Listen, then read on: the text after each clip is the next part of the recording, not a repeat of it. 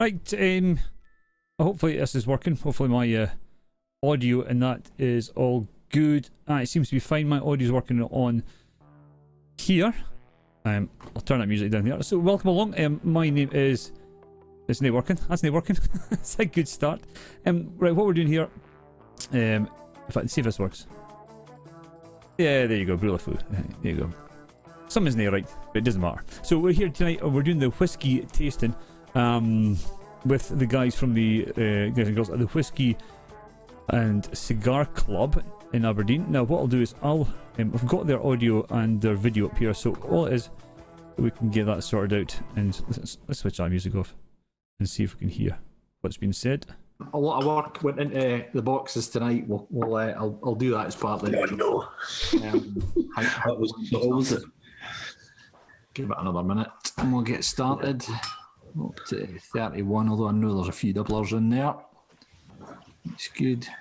I'm quite impressed by the bar behind you. Oh, thank you, Donna. It's a lifetime's collecting. There is Jeff, who's one of the... who's come along tonight. He's got a much better setup than I have. I like Scott Bowie's got a nice bit of setup as well. His new man room. Oh, there you go. It's a bit more whiskey, though. Any room needs a bit more whiskey. That's just taken as read. It's definitely true. Right, I'm just going to John test Glenn, that. see you there with your flat cap on, mate. How are you? Merry Christmas. You take yourself off mute, though.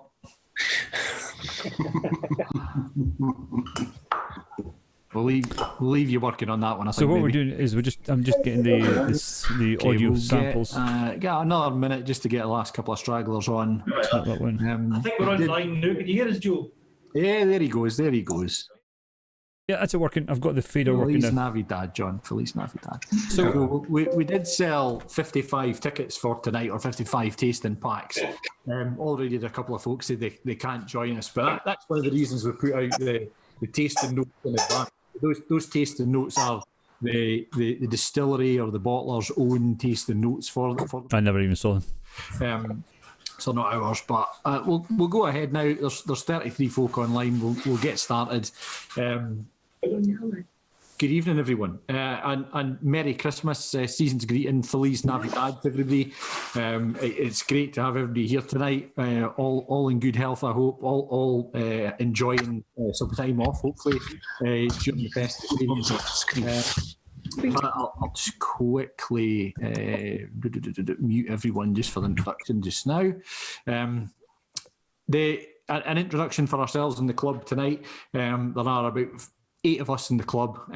We started in 2015 as a bit of a laugh, trying new whiskey, getting into whiskey and all that it entails, all the flavours, all the amazing smells that you get out of whiskey. And we've been having tasting sessions around at each other's houses over the last few years. And at the start of lockdown, through a friend of ours, Dave McBain, kind of giving us a bit of inspiration, we decided to do online tastings. And that's kind of culminated this year in tonight's tasting. We run these sessions as a very interactive session. We want people to get involved. There is a live stream on just now with this feed, or my feed, on YouTube. If you want to ask questions and you feel comfortable shouting them out and engaging with us, please do that. It's great. We get the interaction going. If you want to put a question in the chat box is there and we'll be checking that regularly. Or if you're on YouTube or following us on YouTube, you can on the live stream, you can put questions in there and they'll get relayed to us as well. So please, if you have anything, when we're going through the tasting process of the whiskies tonight, if you get something on the nose and the taste and the palate, on the finish, shout it out and we can have a chat about it. If this is... if you've been to one of our tastings before, welcome back. If this is your first time with us, welcome along. It's brilliant to have you and we really appreciate you coming along. Whether you're new to whiskey or whether you're an old hand at it, these sessions are fun. We're amateurs in whiskey tasting. I think it's really important to point out there are no wrong thoughts or feelings or anything in terms of the nose, the taste, etc. in whiskey. You get what you get. It's very subjective to yourself and what you're getting out of the whiskey itself. So if you get something, you get it. That's it's in there. So that's brilliant. In terms of thanks for tonight, the Aberdeen Whisky Shop, of course, we've worked with Aberdeen Whisky Shop throughout these online tastings. They've provided the drams for tonight. It's an excellent selection of whisky tonight. You've seen all of what we've got. Nothing's blind tasted tonight, which is our kind of normal way of doing it. So you know everything that's there. As we go through them, we'll talk a little bit about the distillery, a little bit about the whisky or the provenance around the whisky itself. And we'll look into the price of those whiskies. I think that is on the note sheet. But we'll also look into the availability of them or the scarcity of them and why that's these whiskies are like that or those bottles are like that. So that's Aberdeen Whisky Shop. Big shout out to Nick as always for his support. Cocoa Ooze, who is a local Aberdeen luxury chocolatier. They have it smells gorgeous, by the way. The chocolates for tonight. So the Aberdeen Whisky Shop and Cocoa Ooze, Nick and Jamie have worked together to pair up the 5 whiskies with the 5 chocolates. And I really do think they both complement each other very, very well. Bruce Cameron, who's online with us tonight, Brulafoo, he's providing the help for some of our IT stuff and for doing the live stream, the process for that. Kev Mitchell at Border Digital, you can see at the bottom of our tasting mat. Sorry if that was a wee bit noisy there. Live TV. Kevin Mitchell at Border Digital for some of our IT support again and some of the social media stuff. The guys in the club, this isn't possible without everyone in the team pulling together for it. We've got 55 people, or 55 tasting packs we sold, 55 times 5 bottles. It's an awful lot to produce, and a big shout out to Bon, Phil and Barry for their help on that tonight. And biggest thank you tonight for kind of helping everything is to my better half, Susan.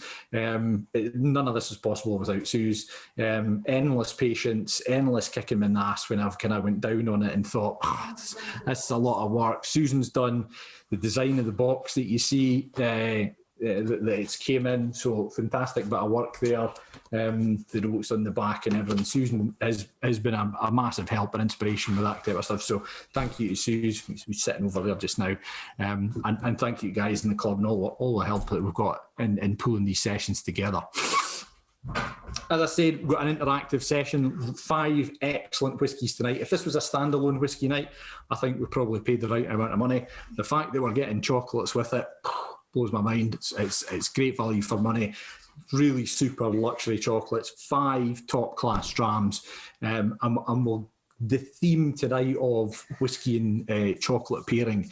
It's not a new theme generally within whiskey, with the whiskey world, and pairing whiskey with food. We had a session as part of the club a few years ago where that was the theme. Everyone took along a whiskey and everyone took along food that they thought paired well with it.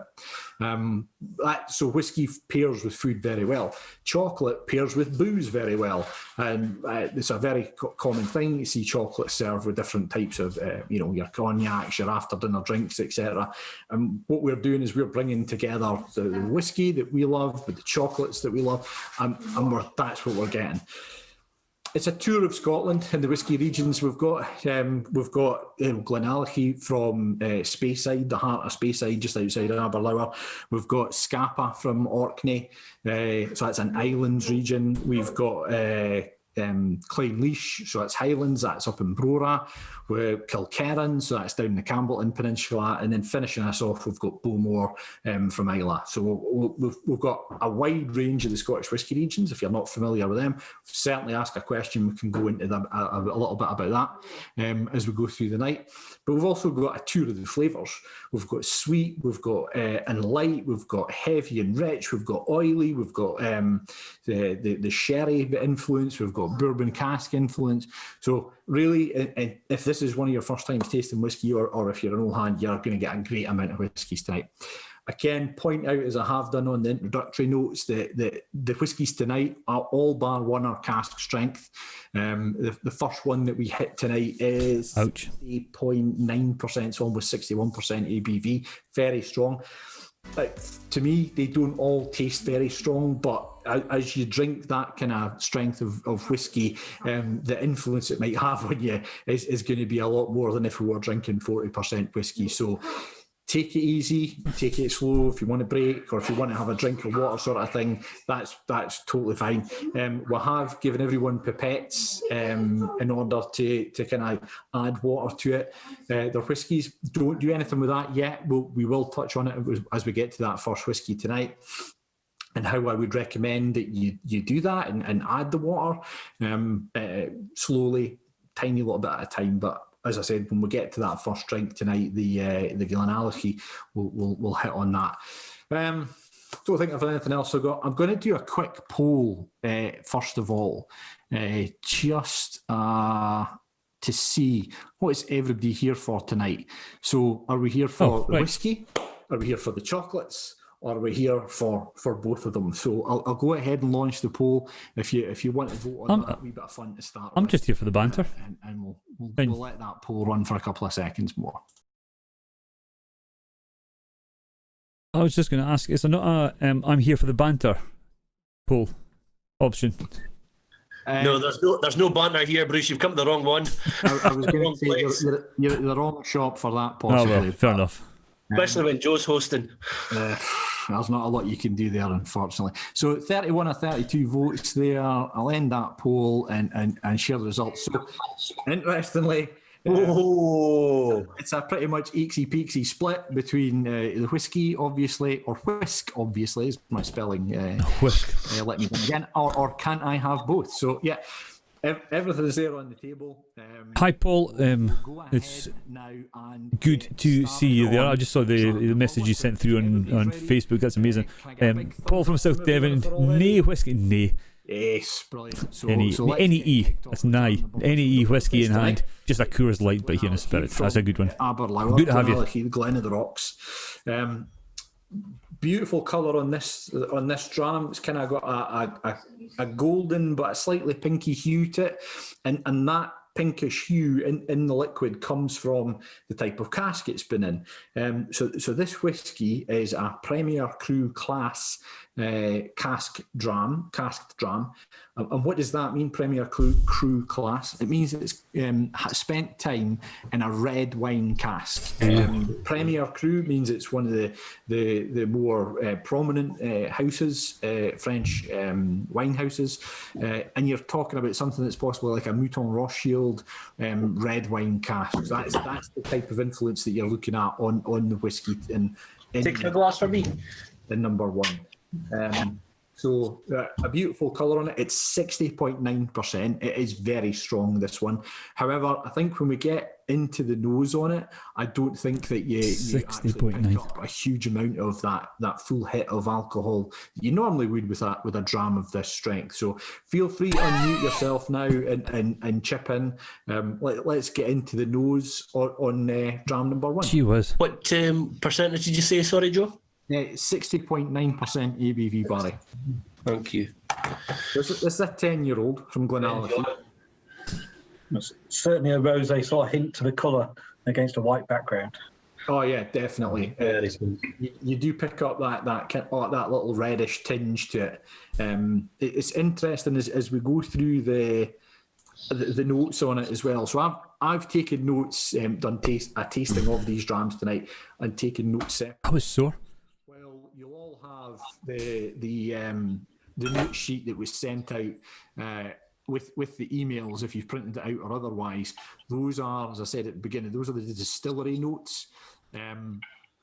The notes that I have are my own ones, but what I want everyone to do is contribute, shout out what you're getting from it. So dive in with the nose. What's everybody getting on this one? What's the hints that they're getting? There's definite honey. I've got honey as part of my notes yet, Ruth. Yeah, spot on. I get a very fruity nose on this one. huge amount of strawberry and raspberry here for me. Fruits, fruits. Forest fruits. I've no idea what this. You need to take yourselves off mute if anybody's want to It chip does in. actually smell really nice. It's Honey, raspberry, strawberry, Raspberries. very floral as well. Yeah, strawberry for me as well, Joe. Right, Hi, Joe, it's Caroline. I've just joined now. Which one we're drinking? so we're on the Glenallachie just now, Caroline. So that's the first dram of the night, and it paired. This dram is paired with the chocolate raspberry, milk chocolate raspberry. So in your tasting packs, if they're still in there, it's one. I was going to say the one on the left hand side, but I guess that depends on your perspective. But it's the one with the little red kind of sprinkling on the top oh, of aye, it. right. To be honest, I haven't tasted the drams with the chocolate. I've had a little sampling of them. I haven't really got into it fully, but they are kind of very. They're matched in terms. Any other comments on the nose on this one? I say aye, nae whiskey. Nae whiskey in your hand. I get almost that, and the reference I had was like a fruit chewit, like a pink opal fruit type of smell as well on the nose. And then a bit You of can get that red wine tannins, Joe. You know, like the tannins off a red wine. You can definitely get that even through the nose without tasting it. I think it is. I get there. that, yeah, Now, for me, the I get that. tannins come in more in the actual When you tasting. taste it. And I think when we get to the palate side, we will get the tannins coming through a little bit more. Have we had any of these whiskies before on any of our other tastings? So it's a good question, Barry. We did have I'll set them up. we did have a similar bottle to this. It came from a different cask of Glenallachie Premier Crew Class on, I think, our Speyside Premium tasting. So that was 3-4 months ago. And this is a different dram. I looked back at my notes on that, and there wasn't a huge overlap on it. Some of the notes were, and I think that's probably more of the underlying distillery notes. But yeah, we've not had any of the other Sort. So right. Last couple of notes from me on the nose. I think it's quite creamy, almost a lemon polish, lemon oil polish, and then a wee bit of toasted almond too. So we'll dive in now with the first one. Slange. Cheers, everyone. Slange. Although I've already had Cheers, everyone.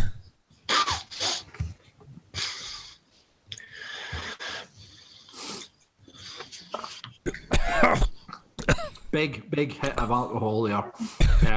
You need to wrong there, I'll tell you Really that for a nice, start. fresh on the tongue, I think. A really for something that's 61% alcohol or not far off 61% alcohol, I think that could taste a lot more. I think it tastes quite fresh. I think it has a really nice arrival on it there. Front of the tongue. Dive in for your second nip or your second wee sip there. Take your short sips as well. I wouldn't take anything kind of overly large with a dram this strong. If you are going to add water, Could have said that to start off with. until you've had that first taste, just to make sure that you couldn't kind of come back to it on that full strength. As soon as you add water, you can't take it out again. It's it. Once it's in, it's in for good. So notes on the taste. What's everybody getting taste wise? I would say, Joe, a big hit of stewed apple. Stewed apples, good. Can I ask a question? Anyone else getting anything on the taste for this one? Not in the taste, Joe. Kev Mitchell's asking: Is the colour of Again, strawberry. natural? I think that fruitiness keeps coming through.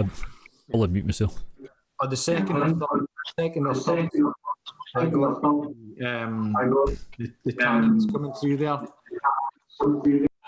Sorry, there we go. The tannins start to come through a wee bit more for me, and it's very faint, and it's more at the back of the mouth that I'm actually getting.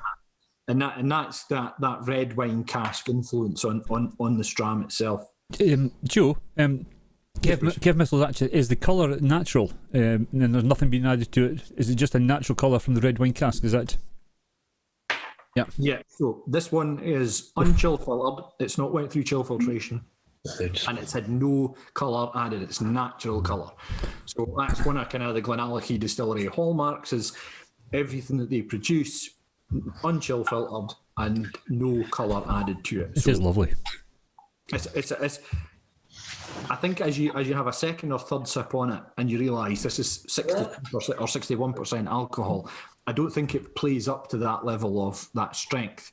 I think it's very smooth for a 61%er. On the finish, very warming for me. It's got a really nice mouthfeel. Red fruits again coming through, and then quite a creamy finish as well. You don't have to? No. Do you know if there's any bottles around? So this one you can still buy. So this is an Aberdeen Whisky Shop exclusive from the Glenallachie distillery. So if you did want to buy this one, you can go through the Aberdeen Whisky Shop or visit the Aberdeen Whisky Shop. They have a website which is in our email trails as well. This one would be £90 a bottle, 61%. It's a 10-year-old. There's not many of the Premier Cru class casks on the go or coming out of Glenallachie just now. They do tend to focus more on the sherry cask style for their single cask bottlings. So that's your PX and your Oloroso casks. This one is a very nice dram, I think. We've also got a chocolate to have with it. I don't know if anybody else has had that. Has anyone tried their chocolate? Simon, come and taste the chocolate. I'm going to try it now. Anytime. So here's the chocolate. Go and have a see if you want. Who's I going to taste? I don't care how much you have. Might you find with the chocolate? Taste it. Oh my God, it's a lovely taste, that. Oh my God, that is so nice. So good. That's fucking brilliant.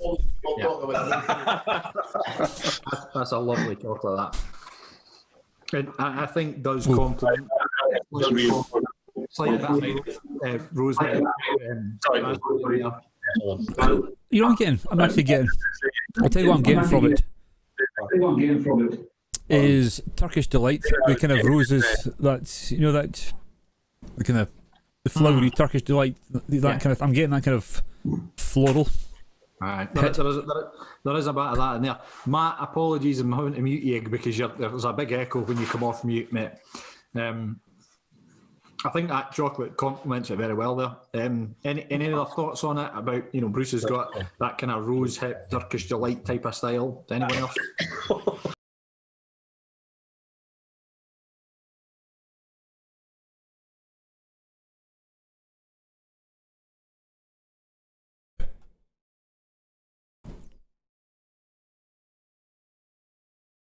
That's excellent. So on this one, if you...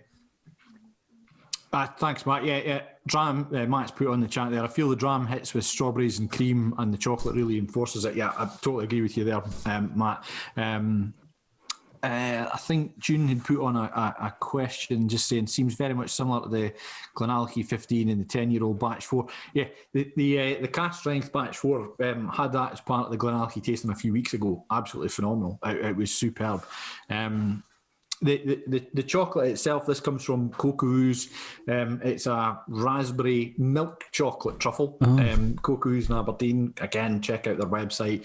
A bit late to order. Well, it's quite early to order for Christmas 2021. But a wide range of chocolates available there. We've got a combination tonight of truffles and discs. This one, that soft chocolate truffle, such a lovely rich flavour, but also at the same time, again, a pretty light kind of chocolate as well. It's not too heavy, not too cloying of it. So if you want to add water to this one, I did add water when I was doing my notes a couple of nights ago. I can tell you what I got to. If you are going to add water, use the pipette that was in the tasting pack and only add 1 or 2 drops. A little bit goes a long way. What you're doing with the water is you're changing the chemicals or the chemistry within the whiskey itself. You're releasing different flavours. When you add a little bit of water, you're obviously reducing that alcohol percentage as well. So it will come down a little bit from 61%, but a couple of drops of water is not going to make a huge difference. However, it does change the flavours. When I added water on the tasting, and I don't know if anybody else is adding water tonight, when I did add water, I got a little bit less red fruit on the nose, but I did get more salted caramel. I think that kind of almost developed in there. on the palate, it actually became more fiery, and which is a bit unusual for adding water. You'd think it would dilute it, but for whatever reason, the chemical balance changed, and it became got a little bit of chili on the taste, kind of chili flakes, and then it was quite oaky as well. And finish, again, I got quite a hot and spicy finish out of it, with elements of almost grass notes as well in the background. So it did change quite dramatically. If anyone is having it or trying it with water, please feel free to share or tell us what your kind of thoughts are. One thing I will add, Jeff's added that a lot of oak comes out in the water. I totally agree with that. That I 100% get that in the kind of the taste in it. I have put on the chat there our Facebook page, Whisky and Cigar Club. We are on Facebook and Instagram. If you're taking any photographs of tonight, your setup, the chocolates, the whiskies, the screen itself, put it on. We've got a thread that we've put that on there for photographs tonight. Or if you're on Instagram, we're also on Instagram, Whisky and Cigar Club, or Instagram.com/Whisky and Cigar Club. Please post pictures, tag us in it. That really appreciate it. I hate strawberries, but that chocolate was stunning. Donald Mackay. Yeah, it's an interesting one. It was raspberries, wasn't it? Paired very well, I think, with the whiskey as well. So, any other comments on this one before we kind of do a little bit of a poll of it? You know me with water. I'm not a big fan of putting water in, but I left my little bit at the end there and a couple of drops in. But it does make it quite. It brings it to more what I expected it to be for being a cask strength. It does make it that bit more fiery and a bigger hit with the water in, which is very unusual. Yeah, I was pretty surprised by that. I tried it and was like, oh, there's a lot of flavour coming through there, a lot of heat in that the mouthfeel with the taste. A fair bit of tang. Aye, it does indeed. Right, so let's move now and we'll get a quick taste in there. So what we've done with the polling that we do normally, we take a poll and say, what did you score your whiskey? It was going to get way too complicated if we started saying, what did you think of the chocolate? What did you think of the whiskey? What did you think of the paint? So we're just going to keep going and scoring it on our whiskey. Usual scoring 5 out of 10 up to 10 out of 10. What did you think of that whiskey itself? We will revisit later on and say what was your favourite pairing of the night as we do the poll, so you can get a chance to vote on that. So we'll go ahead and I'll launch that just now. So how did you like whiskey number 1? Glenallachie 10-year-old Premier Cru class, available for £90 a bottle exclusively from the Aberdeen Whisky Shop. That's pretty much the only dram that's widely available, or is available really, of the 5 tonight. I was doing 9 out of 10 for me. We will say what is and what isn't available, and why it isn't available.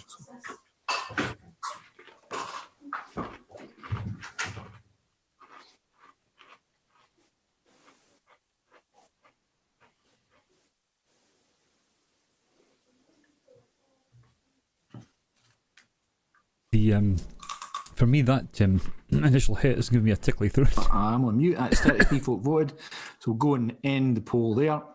8 out of 10, the most popular score for that, down to 6, up to 9. Fairly wide-ranging selection. I think that was an excellent starter dram. I think it gives us a good introduction as well to the pairing side of things and the match-up with the whiskey and the chocolate. I think it's a good scene setter. I think it's going to lead us in pretty well into number 2, which is a different type of dram, different style, and a different type of chocolate. Okay, so I have to say I'm slightly worried. We've got one in our online basket already. Don't have enough money for the other 4 to be at that standard. Oh, well, I think that was an excellent dram. It's good to get your feedback on it, Ruth, and happy shopping, of course. So we'll move on now to dram number 2. So this one is from the Scapa Distillery in Orkney, to the north, off the north coast of Scotland, over the Pentland Firth. is two distilleries. One is Highland Park and one is Scapa. This is the Distillery Reserve Collection, is where this is from. So Scapa is owned by the Pernod, is part of the Pernod Ricard family. And at Strathisla Distillery, they do a lot of distillery bottlings there, Distillery Reserve Collections, and this is one from there. So this comes from a 500ml bottle. A small bottle. It's the pricing I got for it is 150 quid for a 500ml bottle. There certainly isn't a lot of this going about. It's a single cask. It's limited in terms of its availability. I haven't been able to find it anywhere online. We've got it through the Whisky Shop and Strathisla Distillery or Pernod Ricard for it. It's from a first fill bourbon cask, so when you hear that, you should start thinking about what kind of flavour profile a bourbon cask will impart on a spirit in terms of the normal kind of standard notes. So you would think of your almost your vanillas, your floweriness, etc. And it's paired tonight with a salted caramel disc. So some of the flavour notes that we'll get will match off between the bourbon cask sweetness and the saltiness there. Now, we have 5 tastes that we can get. The sweet, the salty, the sour, bitter, and umami, the savoury side of things. So when you match them up against each other, they should pair off quite well, and I think they do in this instance as well. 54.1% alcohol on or alcohol by volume on this dram. So again, cask strength. Take it easy. Don't go mad with it. It does have probably a slightly stronger smell than the previous dram, the Glenallachie, which was 61%. So there is a bit of a difference there. First fill bourbon cask. So we'll get on with the nose and just. Yeah, you can smell the bourbon. You can smell the bourbon.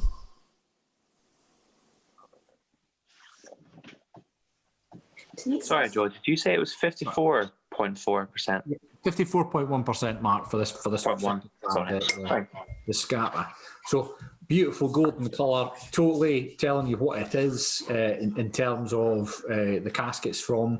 Now, I'll be honest with you, I don't have the details of whether this one's been chill filtered or whether it's colour added. I don't think there's colour added to that.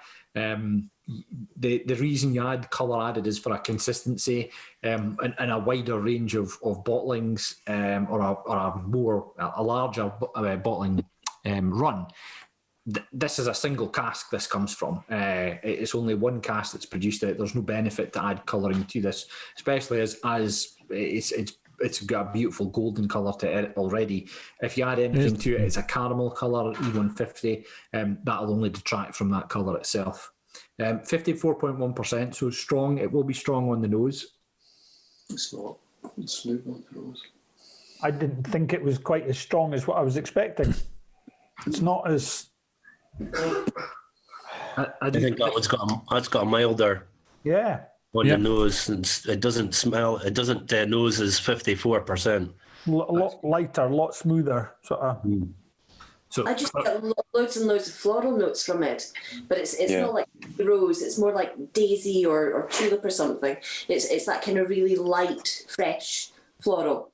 Fresh floral. I'm glad this wasn't the 5th dram. Fresh floral, definitely.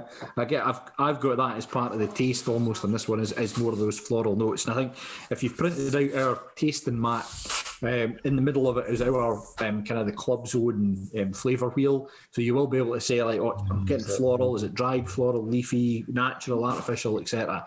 And that's there to help with helps us, and it hopefully helps you in terms of being able to identify what you're smelling or what you're tasting in the whiskey that you may not otherwise have been able to. And that's probably the biggest thing that we've all got from our experience in going to whiskey tastings or hosting whiskey tastings is that ability to, for what we get out of the whiskey, verbalise and kind of put the kind of descriptors around what we're tasting.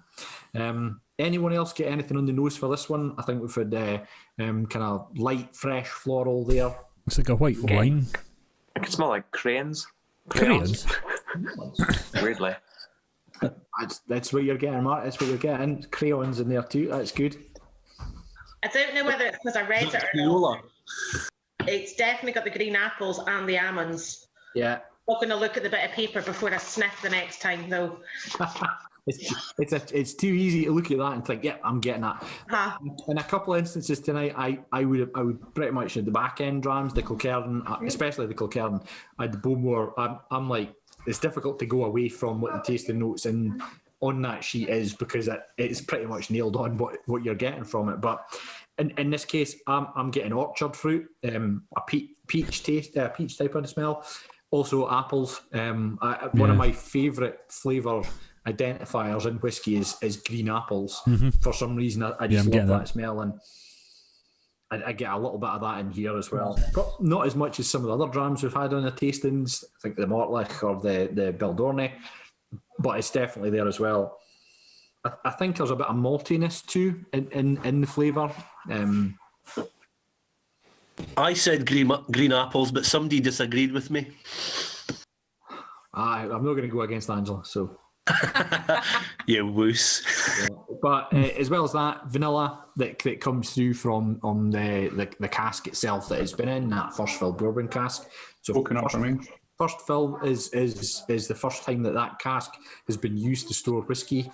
You will get second fill and in some cases third fill. So that cask, if it's a second fill, has already had a liquid in it. That liquid's been discharged and they've filled it or charged it with another liquid. So that's why that terminology of first fill, second fill, third fill. Each time you do that, you're changing the liquid you put in. You could put in the exact same liquid, but you get something different out of it because the wood has given something up to that liquid in the first instance that isn't there anymore. You can breathe somewhat new life into a cask by toasting it and charring it. But as you go through that second fill, third fill, the influence it will have on the liquid will probably diminish over time. So, vanilla sweetness as well. Let's jump in there. Slange. Cheers, everyone. Slange.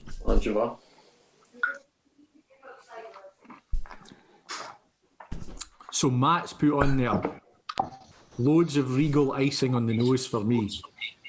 My first tasting note on the taste side of things on this one was ice and sugar. I get a kind of ice and sugar, dib-dab, effervescent, sweetie, lolly type of thing in there on the taste in this one. That's the hit I get, ice and sugar, dib-dabs, that kind of thing. Once again, it's maybe just me because I don't mind a cask strength dram, but that doesn't taste as strong as I was expecting for a 54. In this one, you can hold it in your mouth a little bit longer. You can put it through it around your mouth and kind of coat it with all the different the palate, etc. And you will start to pick more up in it there.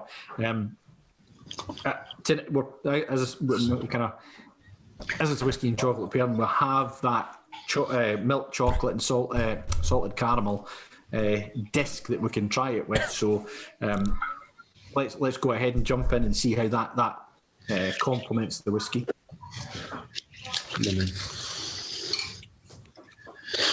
My tongue's still burning from that whiskey. That's so I can't taste it.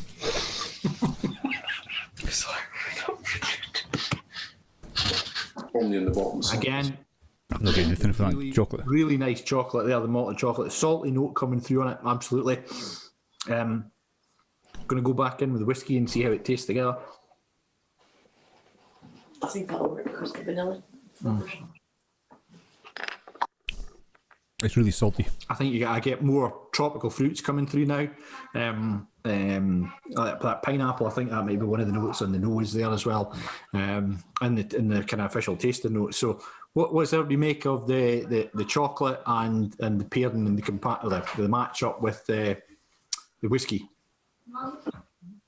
It's not exactly a bounty, to be fair. Again, a lot of coconut notes coming through that now, a lot more. Now that you say it, Mark, getting that coconut with the salt almost. I don't know if it's the salt or the caramelly side of things. Family's off to the shops. So I don't know if whatever else is getting from it. Feel free to shout out or put it in the chat. Lorraine's put there, getting pineapple. That's good. I definitely get a bit of that tropical side of things. That on. Yeah, I'm definitely getting tropical fruit after the tasting with the chocolate.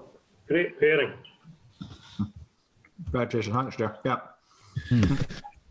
You go to the official notes on it in the chart that everybody got sent out. Very warm. It does say that you get the tropical pineapple in there, and I think for me it's more in the taste than in the nose. And I think that salted caramel does pull it through a bit as well.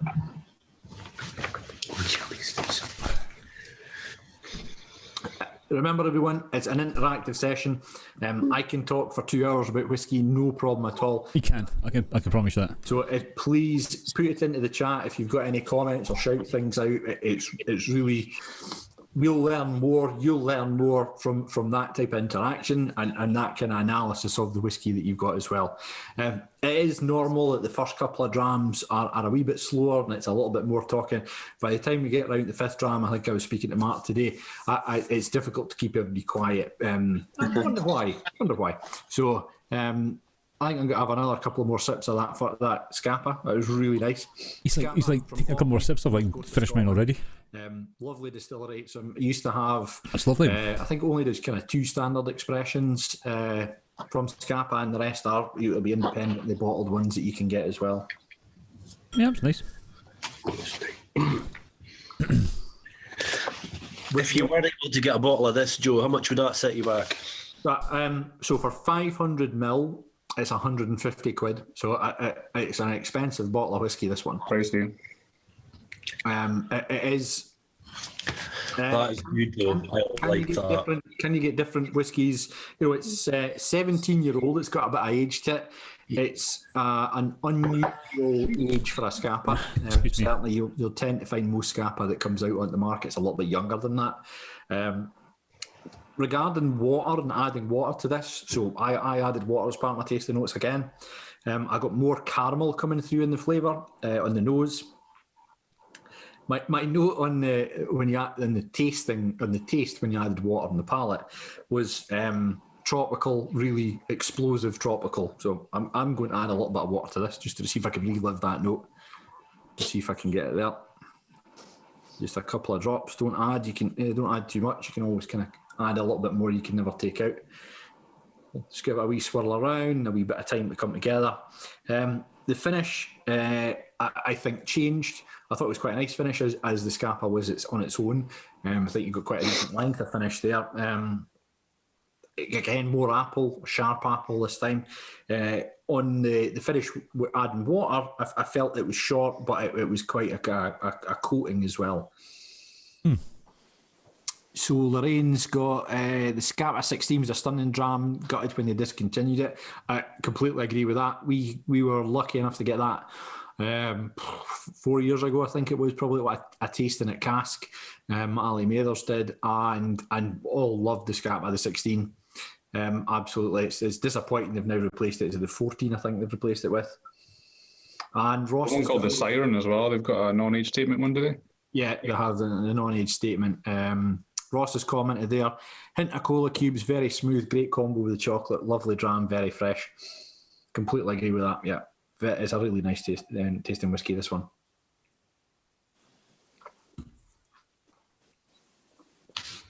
Yeah, I'll stand by that. A wee bit of water, more tingle at the front end, and that tropical note coming through. Really nice. I'll finish the last of my chocolate.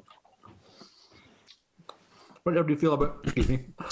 I'm loving your tasting notes today, Joe. A little lovely tingle on the front end. Let's just. You should start writing these tasting notes and sending them back to the distilleries. I bet you they'd put them on the box. I'm sure they would. Yeah. Add a little bit of water for a little tingle on the front end. Yeah. Man, it's almost pornographic, Joe. Seriously, get a grip. It's almost. It's not me. I'll get in trouble. I'm describing what I'm getting on the taste. You lot are interpreting it, or some of you are interpreting a particular way. But I do think this one's got a creamy finish in the mouth.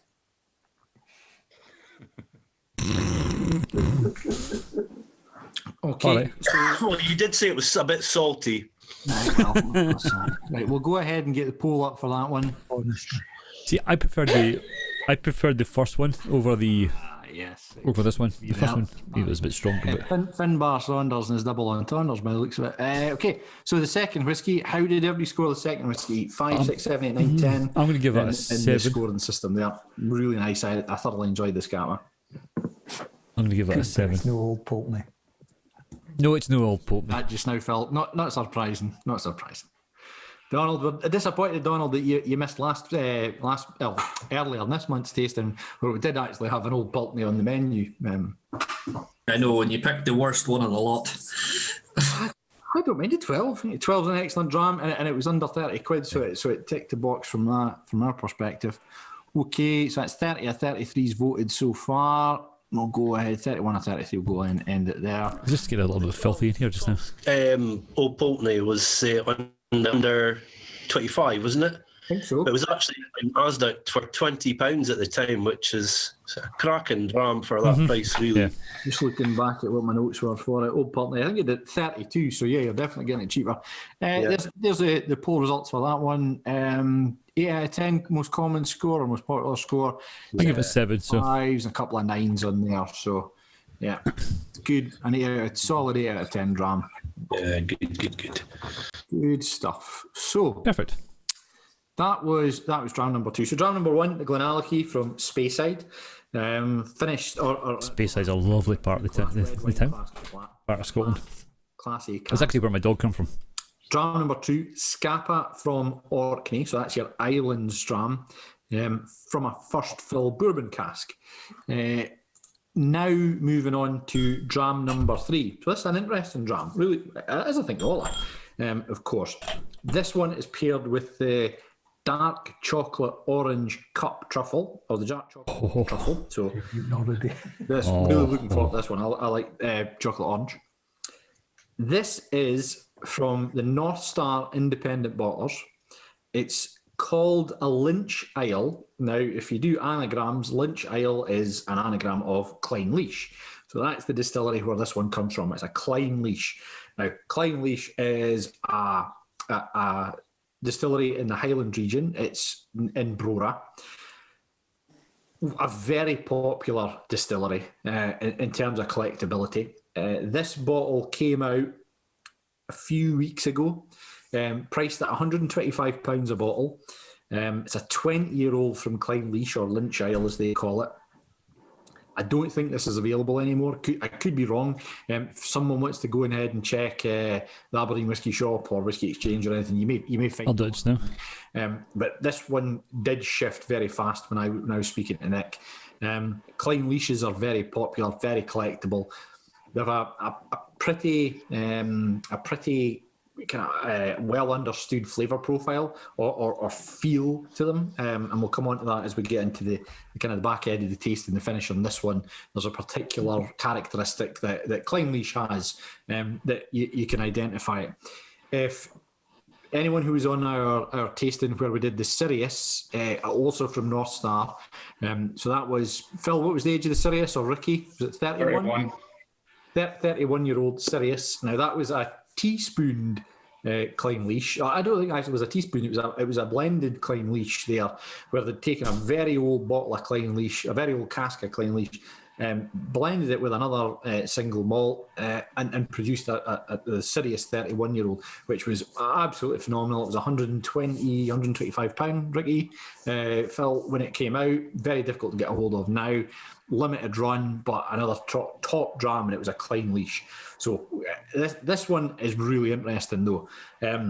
It's a sherry cask. It's been matured in a sherry cask, but it's been finished in a brandy cask, a French brandy cask. So that totally has changed the flavour profile on it. And my kind of first thought on this one was very interesting nose to it. Yeah. It's quite... What's the ABV?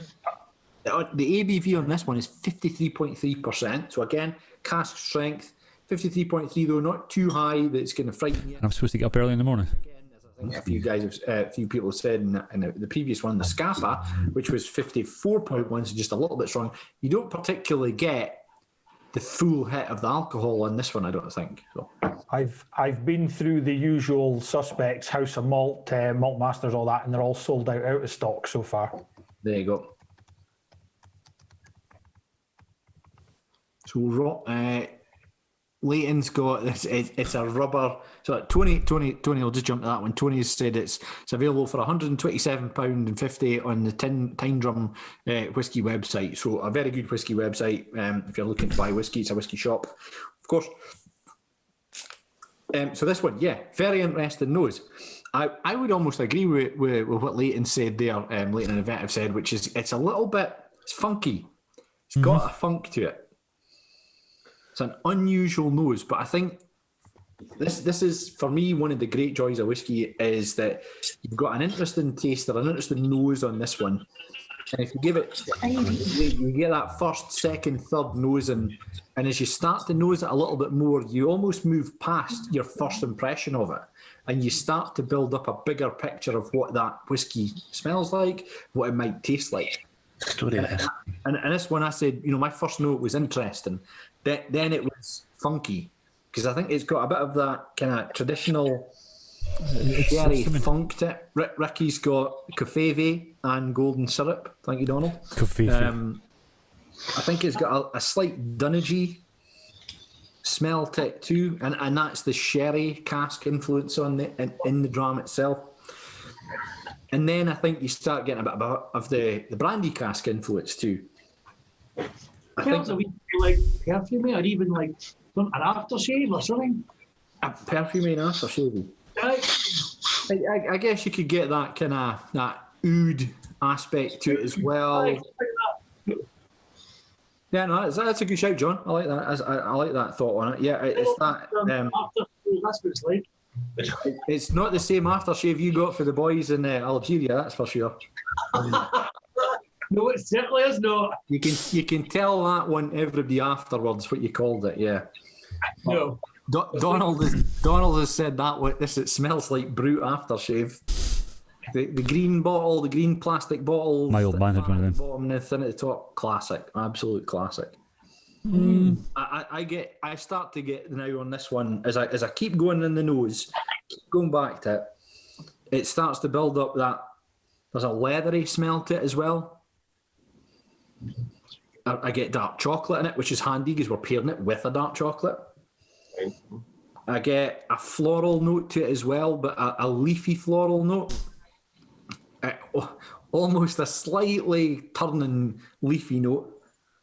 And then the kind of specific tasting note I get with this is if you could imagine like a big fat golden sultana, California golden sultanas, just the one, and a bit of honey. Now a few of the boys have had that when we did a tasting a few years ago at Glenfiddich Distillery. We had golden sultanas with honey, and it was mind blowing. Couldn't. It's difficult to replicate that, but. That's the kind of nose I get in this one. So it does. It smells just like to jump in the chat there, reminds me of a shoe shop, bit of leather and rubber that came from that. Yeah, again, leather, definitely get that bit of funk. Ron smells like long time soaked in alcohol raisins. Boom. That's exactly. Bites the back of your nose. Jeff, compost, yeah, that's my kind of that leafy, that almost turning leaf thing. Yeah, totally agree with that. Nose similar to the Bunnahabhain 12-year-old from Robin and Nath on one of your previous tastings. Inner tubes, yeah, there you go. Good shout back to the Bunnahabhain. Okay, let's get in with this one. Now, sherry cask finished in a brandy cask, so it's got a really interesting nose, and let's see what the flavour profile is. So, Slange, cheers everyone. Let's get in about this.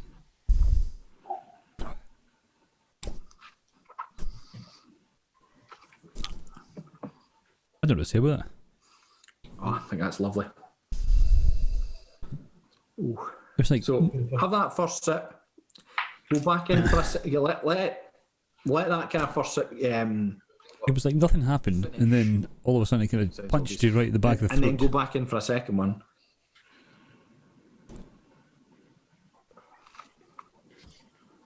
Nothing. And there you go. Derek's poop smells like a shipyard full of welding. He's too much time spent with MIG torches there, I think. There, with TIG torches, I really. So I think you get my kind of first hit on this is tannic. I get the white wine, I get that brandy influence, those fermented grapes. I get that in here. What's everybody else getting on this one? Let's hear from everybody else. I got that raisiny type, the whole brandy influence first, and then you kind of go past that and into kind of honeyish and into the rub. I'm just finding it in the chocolate. Keeps going and going and going. Yeah. I think this is a really interesting whiskey, and it has so many of these different unusual flavour points. Again, go back to that flavour wheel. We have in there those off notes, the leathery, the sweaty, as we've called it, and the vegetal. It's hard work. These are all different aspects of whiskey, and they appear throughout many different types of whiskey. I think here you're getting that balance between a sherry influence to it, the funk that may come with the sherry cask that's been used, and the oak that's been used there, and those off notes. It's just a really interesting dram, I think.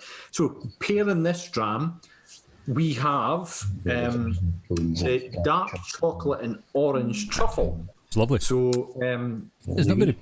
Everyone, have a bite of your truffle and let me know what you think of it, and let's see what we'll get with it. I don't think it was very truffly, in the sense that it was more liquidy than a truffle. Look how he's chewing. See, it's chewy. It's not chewy, but it's. It tastes like caramelised orange. Right, orange bit. I like that. What's everybody think of that chocolate? Shout out, what do you think? I thought it was absolutely lovely. Jaffa cake. It was quite chewy, but not chewy. It was liquidy, but not truffly. If what I expect a truffle to be, if you know what I mean. Yeah, it wasn't a truffle. Yeah. I think so. Robin and Nath have said lovely combination. Totally agree with that. June has said Klein Leash with less castle influence. Yes. So we'll come back to your note there, and that's what I was talking about with the characteristics of it. 100% agree with you there. If everyone can see what June's written, we'll come back to that in a second. Just take a note of that. It's a good combination, I think, between the dark chocolate and the Klein Leash there, the brandy cask finish. It kind of makes the whiskey a bit softer. It brings out more caramel notes. Definitely. Yeah, nailed it, Mark. I think you do get the caramel thing with it. Interestingly, so I'll just kind of run through a few of my notes on there. Ron has said that the chocolate is like eating a dessert rather than a chocolate. So absolutely. It's a heavier chocolate, this one. That raspberry truffle we had at the beginning was very light, I felt.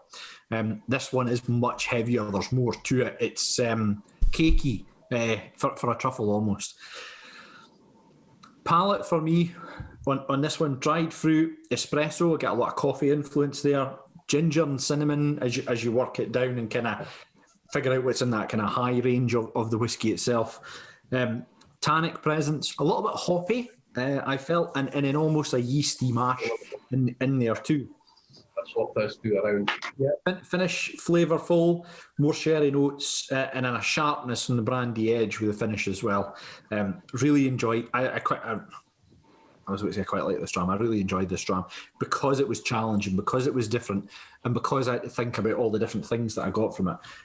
The notes from North Star on this. Now North Star are pretty good with coming up with something a bit unusual in their notes. So they have super posh cloudy apple juice and grilled grapefruit on the nose. And in the palate is a fistful of almonds, creamy coffee, which I get in the dark chocolate. I get that as well. And I think that's why, for me, it pairs quite well with the dark chocolate.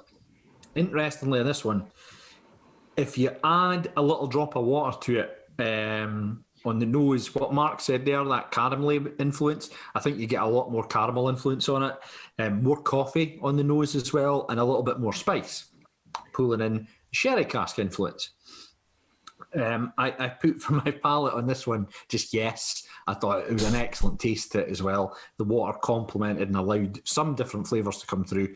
I clearly had enough of writing notes at that point. However, it did influence the finish and made the finish a lot shorter. Still had the same flavour. So, what's everybody else getting from that? What does everybody think of the combination between the whiskey and the whiskey itself and the chocolate, the dark orange chocolate from Cocoa Ooze? June did mention there, just before we get into that last bit, June has said, I personally prefer a Klein leash with less cask influence. I feel it hides the waxiness and minerals a little. And that is the characteristic of Klein leash that should come through in everything, is that waxiness. What's waxiness if you haven't tasted a Klein leash like it? It's almost the mouthfeel at the back end and the finish. It should coat your mouth in a particular way, and it's really a strong characteristic of a Klein leash whiskey. I totally agree with you, and this one does actually hide that. But it's very interesting. I still think it's a really nice dram, but it does mask slightly that, and I think for me that comes down to it's a sherry cask. It's been finished in a brandy cask. It's very interesting. I think it's unusual, very unusual. But for me, really nice dram though. Ricky said interesting dram, a lot going on. Totally agree with that. And very short finish with a couple of drops of water from Jeff. Yeah, I think it totally took away from the finish when you added water. I think it made the nose very nice, and I think it made the taste and the palate very nice. But I do think it detracted from the finish, which is a very important part of what we're doing. And then Juna said, definitely agree that it is very interesting. Yeah, I think as an example of a Klein leash, I think it's very different. It was nice. I still think the first one was the best one. He found it strong, but a lot better with a few drops of water. So yeah, I think I'd encourage everyone to try it with a few drops of water. I think where you have a cask strength whiskey and you've taken it along the journey that you can at it's bottled ABV, and you feel you want to try it a little bit differently, the water does change things. It does open up new things for you to get to. So I'm just going to have a last bit of this truffle. We find that one much better. Oh, we find it much better after eating the truffle. So why was that, Ruth? Probably the because truffle. it was shit without it. I was going to say because the truffle masked the appalling taste of the whiskey. I don't know, Paul. What did you? I just wasn't getting much. It wasn't getting much before. It was just a bit. You wouldn't have thought it was a 20-year-old sherry cask before, but when you with the chocolate, definite kind of chocolate and caramel come out afterwards. Do you have any idea how long it's spent in each? No, I don't have that information. Unfortunately, for reasons only known to myself, I threw out when Phil returned his bottles to me. I threw them out. Barry didn't return his bottles, so I don't know any of the flavour profile or the kind of the official notes on these ones in terms of. Again, couldn't tell you whether that's cask unchill filtered or has any caramel added to it. My thought is it hasn't had caramel added to it, and North Star tend to be an integrity bottler, if you'll pardon the Ralphie parlance, and not add a lot of colouring or use chill filtration in their whiskey making process. So I think that one's probably unchill filtered, no colour added. I don't have the details, Ricky, in terms of how long it spent initially in that sherry cask, and then what type of sherry cask it spent time in, and then what it spent how long it spent in the French brandy cask.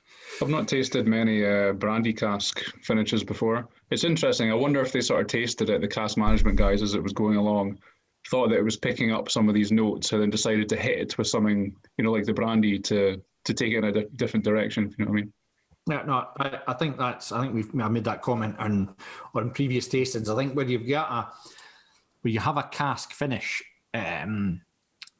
for me, a cask finish means that the dram itself, the original dram coming out, or the original liquid coming out of the first cask it's been in, hasn't really developed the way they want it to.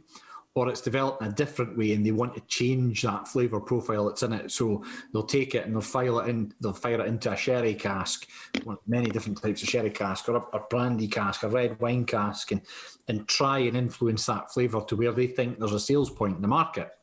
Now, as much as we think that whiskey makers are saying, right, this is a great example of whiskey, and the liquid that comes out of our distillery, they're actually doing it to get sales, of course. So they'll put out what they think is going to kind of turn the market. And in the case of North Star in this one, it's a Klein Leash, which targets a particular collector market, and a market of people who are interested in Klein Leashes. And as June has said, that the waxiness, that kind of that flavour characteristics that they traditionally get with a Klein Leash isn't there in this one. So it's a little bit unusual.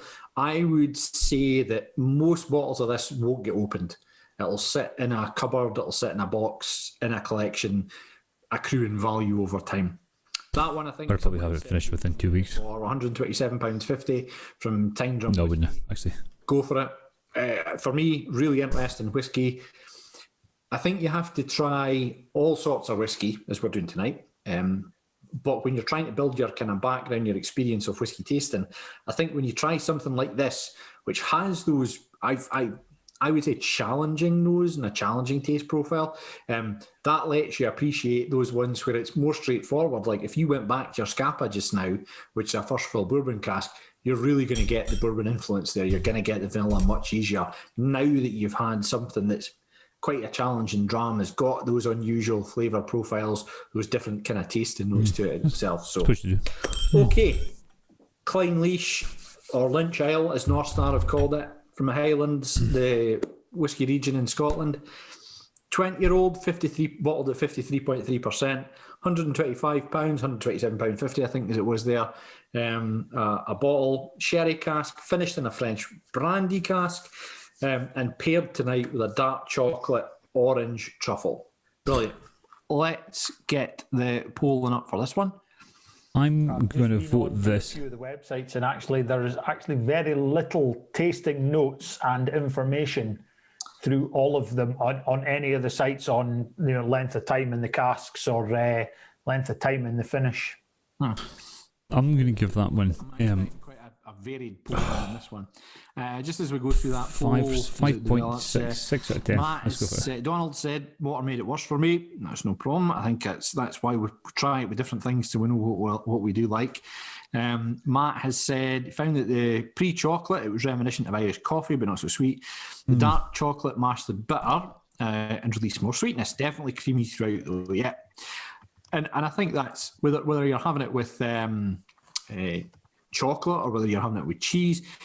The food that you have it with will influence how you taste it. So there you go. I got it right. 6 out of 10. To start with the food that you're going to have it, and adding a little bit of water so you get that wide range of things.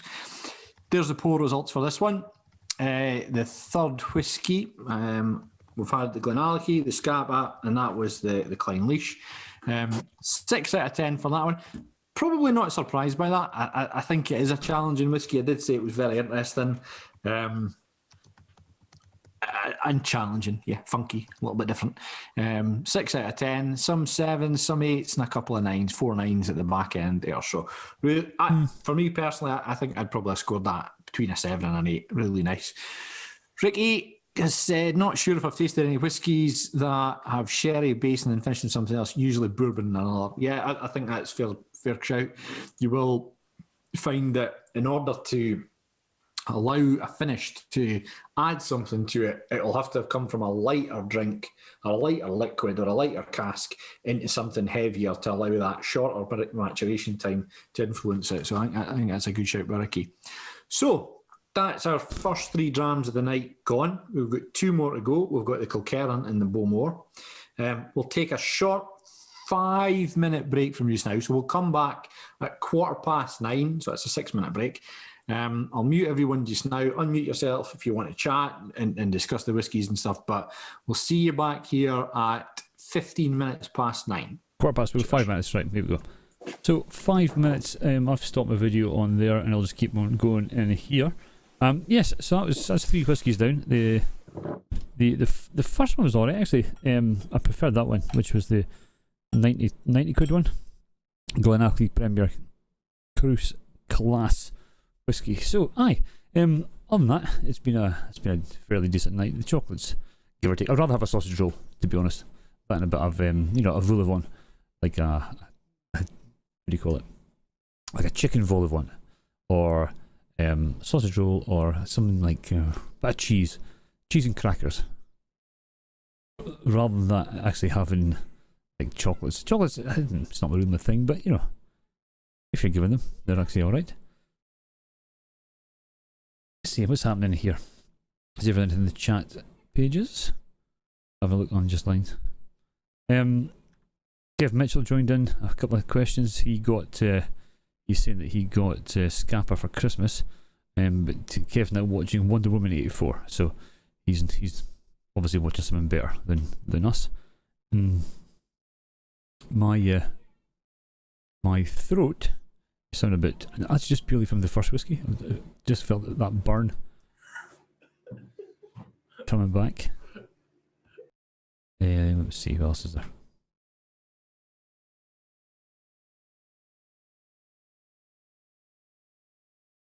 So the Whisky Club's been running for a while, a good few years actually.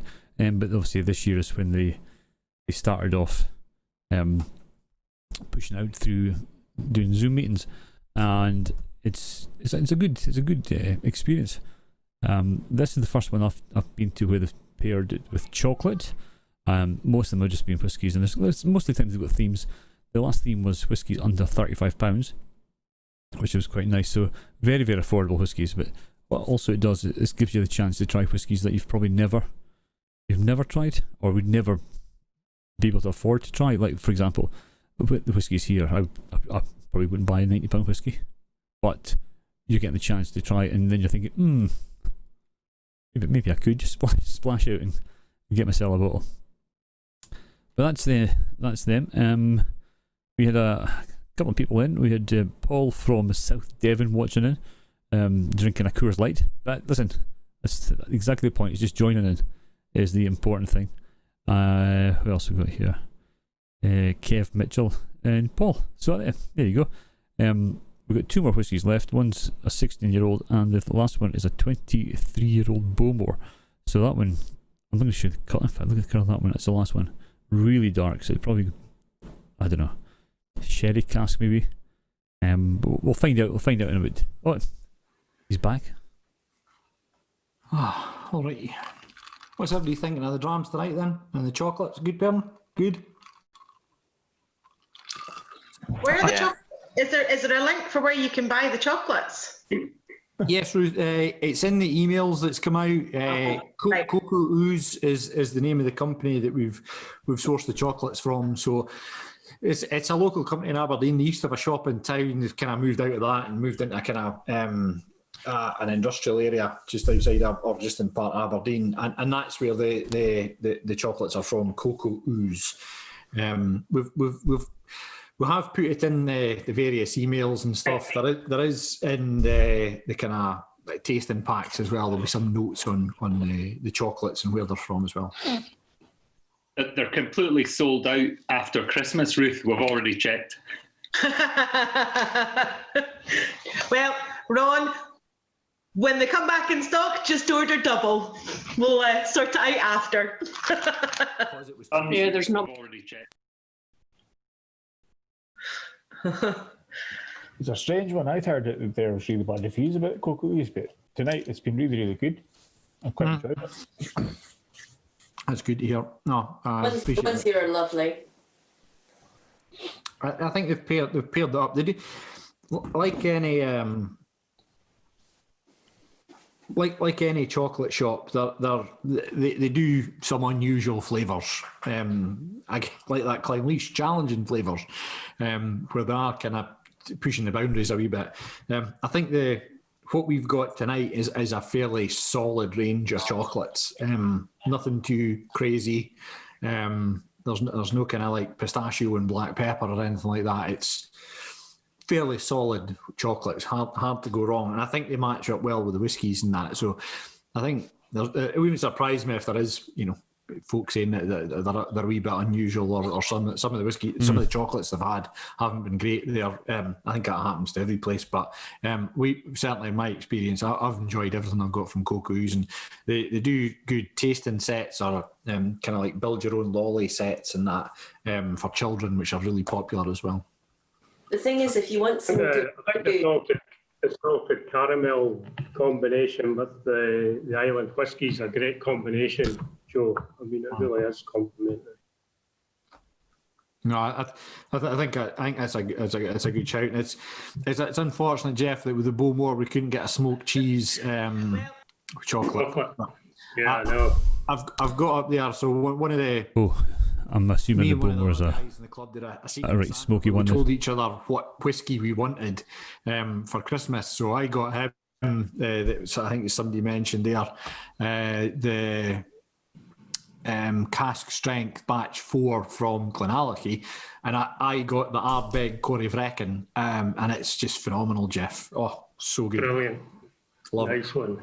Absolutely. I got a Bowmore Darkness, not Darkest, but Darkness. I don't know if you've tried that before. That's a fantastic dram as well. I'll have to have a look at that one. All right. Did anyone ever manage to get hold of the Ardbeg 17?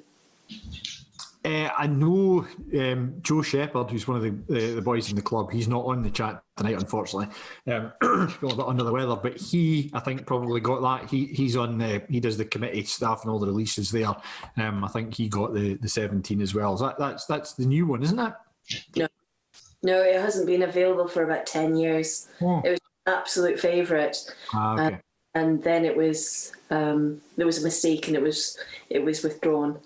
I know there was there wasn't any more of it, shall we say? I know there was one that was released recently that was very popular, as all Ardbeg releases are. So, okay, so I think that's everybody back now, or most people back. We'll move on to dram number 4 for the night. So, dram number 4 is from the Kilkerran Distillery in Campbellton, on the Campbellton Peninsula. And it's not that far from here. Bourbon cask matured, and is only 46%. So this is the lightest one of the night in terms of the ABV. It's only 46%. It's paired chocolate-wise with milk chocolate honeycomb disc. So you should have a disc left, and then the dark chocolate hazelnut. So this one goes with the chocolate honeycomb disc. Gee whiz. Kilkerran. Is it a new distillery? No, it's not a new distillery, but it's one that started releasing whiskey very recently. It started back up at Springbank Distillery in Campbellton, using the Glengyle facilities that's right next door and adjacent to that. They've released some spectacular whiskey, I would say, over the last few years. Absolutely one of my favourite distilleries. The 16-year-old that we've got tonight, when it was originally released, was £46 a bottle. The last time I saw it available, it was £100 a bottle, and that was in Europe in a Belgian whiskey shop that I follow on Instagram, as you do. That's the last time I've seen this one available. It's supposed to be part of their core range, but when it comes out, it goes quickly. And there's a reason for that, and I hope we'll all feel this way as we go through the tasting of this 4th dram, the Kilkerran 16-year-old. So let's get into this one. No chill filtration, unchill filtered, no colour added in that one as well. Beautiful golden colour. The colour, look at this colour there. 46%.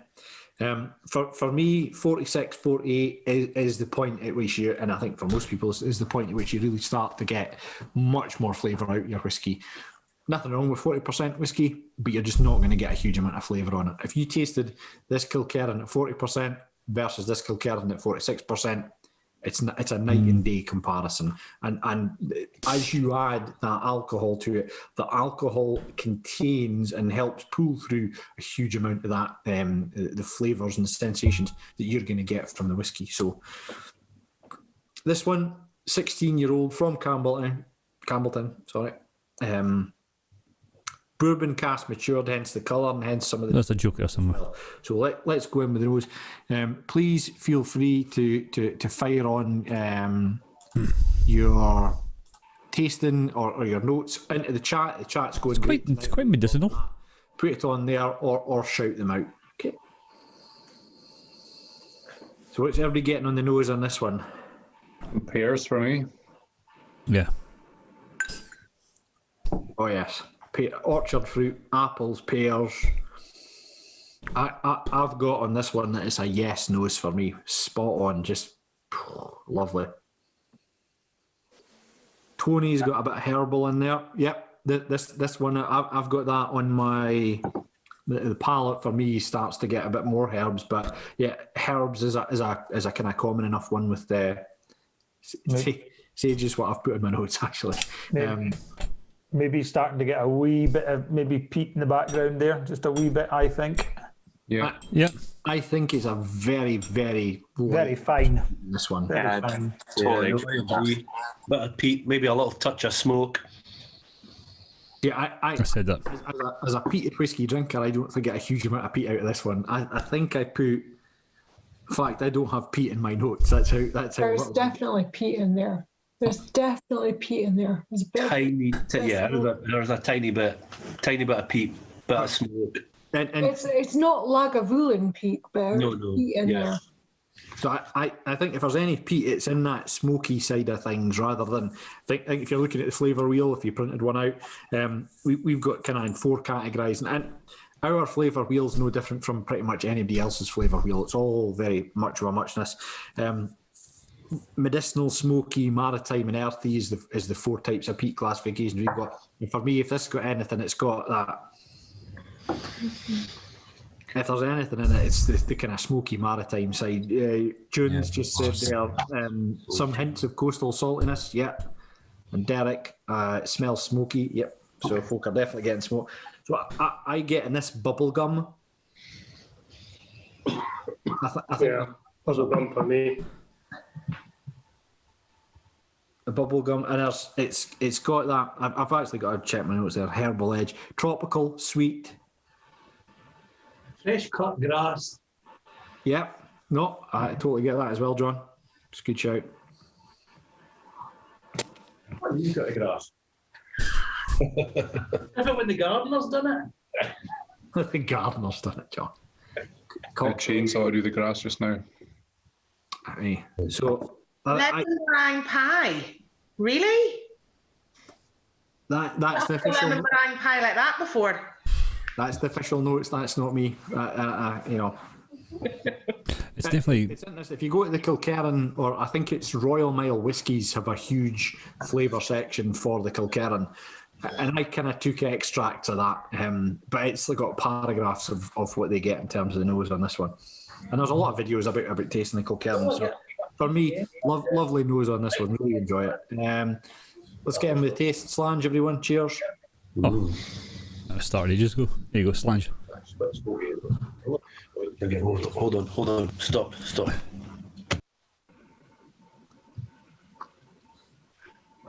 Nice and salty. Yep. It's definitely got a salty edge to it. Reminds me of being beside the sea. Definitely. That cut grass as well.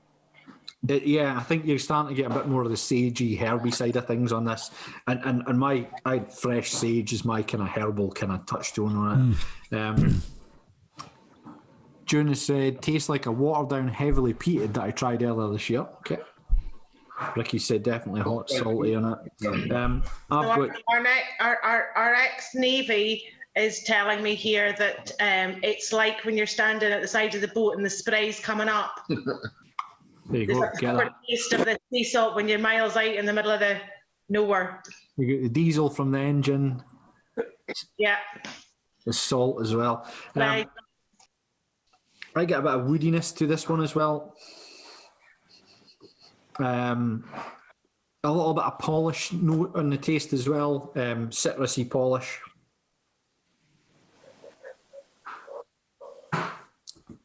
Paired, of course, jumping back to that, with the chocolate honeycomb. So the crunchy, effectively. So let's have a bite of that, see how we got on with it, and see what the whiskey tastes like after it. There's honey and honeycomb.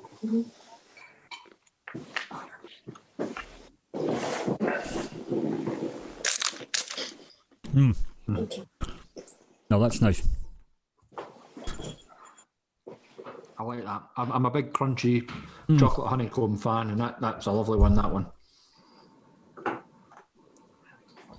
Smooth chocolate again, smooth milk chocolate. Let's see how it changes the taste just before jumping in. Ricky said a slightly aniseedy smell. Yeah, you'll get that from it. Ross, peppery, almost a ginger snap biscuit, really nice, yeah. Jeff has said cork, okay. And Matt said pretty and sweet for me with a coastal zing. Definitely some citrus in there, yeah. I'm looking for the cork now, innit?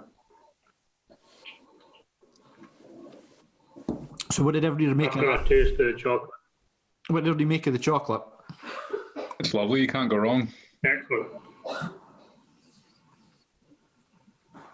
Chocolate honeycombs, just. I would have to say I really enjoy Mackie's chocolate honeycomb. Apologies, Jamie, if you're watching, but Mackie's chocolate honeycomb is delicious. Get that in bars. Not public. Thing is, I know that the chocolate was meant to enhance the whiskey, but all of the chocolates have made the whiskies taste better, which annoys me. Then the experiment has been a success. Well, it has, yeah. Not so sure about the Klein Leash one, like, but Matt, we've got a couple of that one. Robin and Nath have said it enhances the caramel. I would get that as well. Yeah, it's a very salty affair. This one, is it? I think the for me, taste profile on this one builds over time. The more you have the sips of this. So this is a 16-year-old from a very small distillery. The batch runs aren't massive. It's nice. Such a good dram. Their 8-year-old heavily peated sherry cask dram was one of my favourite drams of last year. Incredible value for 40 quid a bottle. This one, £46 when it came out. Now I would doubt you can get it anymore. It was available for 100 quid, as I said, per bottle on some random Belgian whiskey shop. But I don't know if you can get it anymore. We think that the chocolate didn't actually improve this one. No. The reverse effect. It was nicer when it was more salty and air than sweetening it up. Yeah, I've lost. Agreed. That's interesting. There's a couple other people who put that in the feedback that Ron and Derek have both said chocolate is nice, but it pairs with this dram. Don't think it pairs with this dram, man. We think the chocolate was too sweet for the whiskey. That's really interesting feedback. It's good though. It'd be interesting to try the salted chocolate with this one. Yeah, we hadn't eaten all of the salted caramel one earlier on. That might have been nice with that. I'm staring at a tray that I put the chocolates in that has one chocolate left in it now. I didn't keep any of them for kind of cross reference. Robin and Nath have also said we often try whiskey with fruitcake or Christmas cake this week. Thanks to Alex for that tip. Yeah, and that's my Christmas cake had 250 mils of whiskey in it. 150 when I was making it, and then various more over the course of the last month and a bit when I was making it. Tasted bloody good, if you ask me. Okay, so that was Kilkerran from Campbelltown, 16-year-old, 46%. Bourbon cask mature. We'll quickly throw up the poll for that one. I'm going to give that 2 seconds. I'm going to give that 8. I think 8 out of 10. And we'll see what you get the scoring on that. 7. 8 out of 10 for me. That was a decent one. People wanted to add water on this. My notes from the water, when I added water during my tasting, my sampling session was, it gives it almost a damp smell. I didn't enjoy the smell particularly. It gave it a longer finish, but it didn't really influence or improve the palate on it much from my perspective. Okay, so that's 30 of 33 voted so far. I'll do this then. And I'll share the results for there. So, the Kilkerran, 16-year-old, paired with the milk chocolate and honeycomb, got an average score, or the most popular score, of 8 out of 10. Yep, and then 7 6s, 1 5, 2 10 out of 10s, and then some 9 out of 10s as well. For me, if £46 a bottle for a 16-year-old whiskey, I think's phenomenal value. If you can get your hands on something like this when it comes out, and there will be more releases. This is supposed to be part of Kilkerran's core range. So if you can get it, if you see it coming out, or we'll try and post stuff on our page. If you follow the Aberdeen Whisky Shop, they often post when they've got whiskies coming out. So if you see it, you want to buy this thing, and you want to get in it kind of the ground floor on it. So, right, we'll move on now. Tony said Highland Park 12 with blue cheese, a great pairing. There you go. Yeah. I think cheese and whiskey is an excellent combination as well. There's a lot of distilleries do whiskey as well as whiskey and chocolate. So we'll move now. So yeah, that was £46 a bottle. We'll move on to the last dram of tonight, or the last dram of the tasting, I should say. I don't think it'll be the last dram of tonight. And that's the Bowmore. So this is from the Carnmore Celebration of the Cask series. This is a 23-year-old Bowmore from Islay. 53.4%, so back up into that cask strength range. It's from a PX sherry cask, so it's a Pedro Jimenez sherry cask. So spent its entire life in that one cask. It's paired today with a dark chocolate and hazelnut truffle. Ooh. A bottle of... Now you're speaking. Find it retailed at 266 quid. The most expensive bottle we've ever had in our tastings, and obviously the most expensive bottle tonight. So, delicious dram, this one. I thoroughly enjoyed it when I was doing my tasting notes, got a huge amount out of it. So we'll dive in with the nose just now. So if anyone wants to jump in with any of the kind of the notes for the nose, please just shout them out or put them in the chat.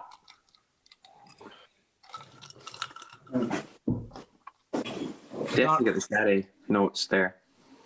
Yeah, absolutely. It smells like a sherry cask dram. Very much so. Darkest of the lot tonight. Again, I don't know whether it's unchill filtered. I know there's been no colour added to it. I would doubt I didn't give you the bottles back, Joe. It is, Barry, sadly. But on this one, I doubt there's been any chill filtration. It's not part of Morrison distillers. Sandy, if you saying that there's some heavy hitting drams here now. Sandy, you're near wrong there. There wasn't any dregs left in the bottle, Joe. Never any dregs left in the bottle, Barry. So this is a 23-year-old. So quite a bit of time spent in the cask for it. And that's one of the reasons why a bottle of this would cost you £266. 53.4%, so a high alcohol volume. Alcohol by volume will mean you'll get reduced amount of bottles from the cask. If you were watering it down, you'd obviously increase the volume of liquid and you get more bottles from it. So, nose notes, what's everybody getting on this one? Right. Christmas cake. Oh. Christmas cake, we've got Eagle top. Witch hazel, fruity. Witch hazel, yes. I'm getting some smoke in there as well. Woody and fruity. Woody and fruity, yeah. German I cheese. get on this one, you get light, for me it's fragrant peat notes on this, so this smells like peat rather than any other type of smoke. I also get leather and sweet fruit. So I think it's very well balanced between the sweetness and the smoke on it. Tobacco. Again, I get tobacco is a good shout. I think if you smell this through, Donald gets burnt leather from it, and I definitely get the leather side of things. Tobacco is definitely in there as well. The more you nose it, the more you should be picking up in the different aspects of that whiskey. And this is a 23-year-old whiskey.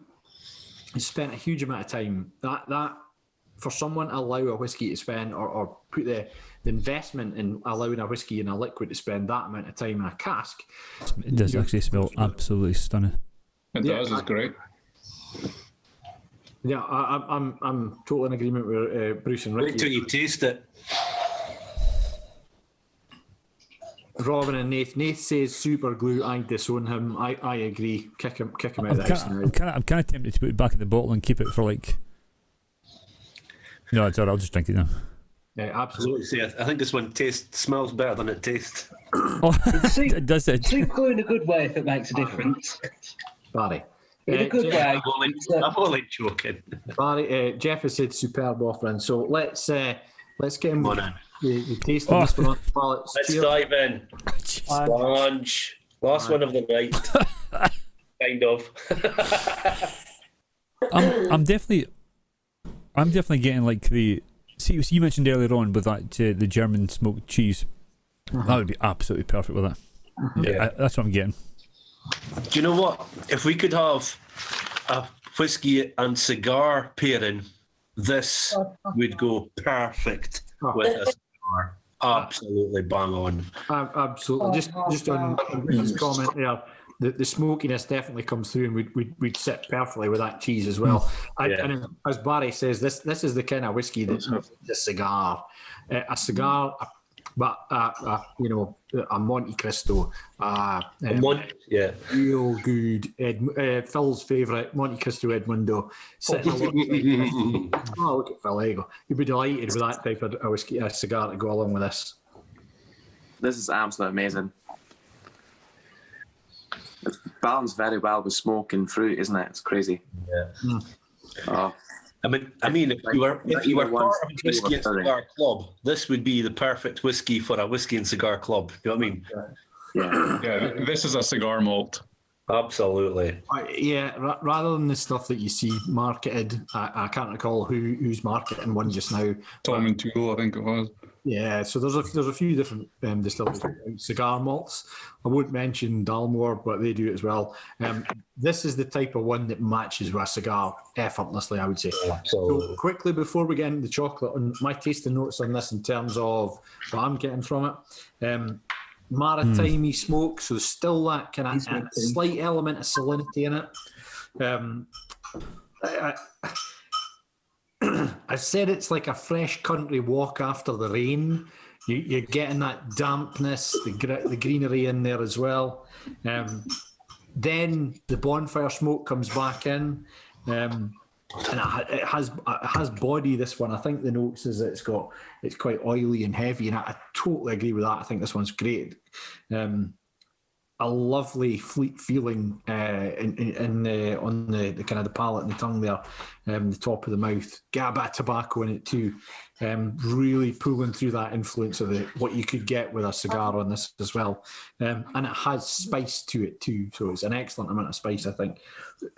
Superbly balanced dram. I think it really hits on all kind of flavour profiles on it.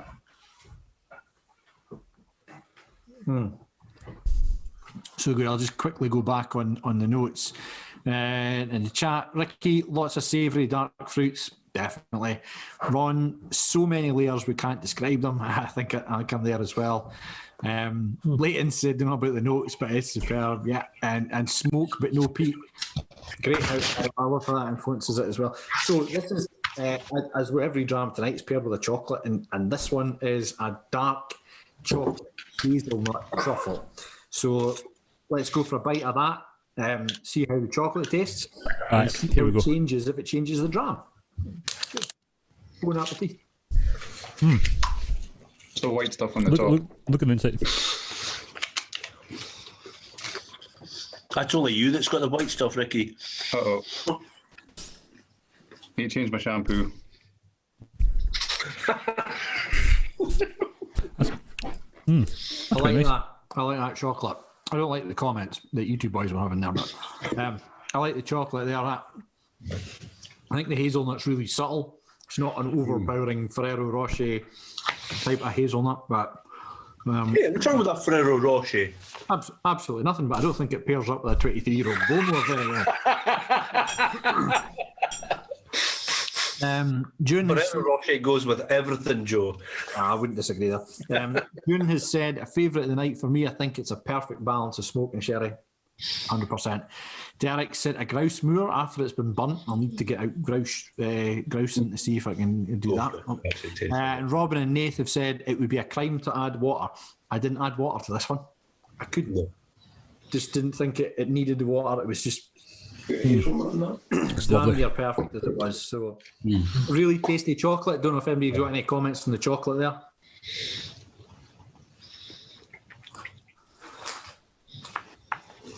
I thought it was for me the best chocolate of the night. Chocolate was really nice. Oh, sorry, Bruce. No, it's Go on, all right. Bruce.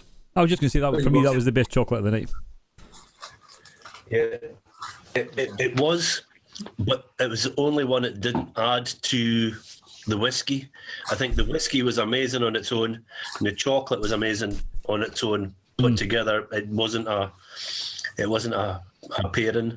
But what chocolate are you going to pair with a whiskey that smells and tastes like a good cigar, unless the chocolate tastes like a cigar?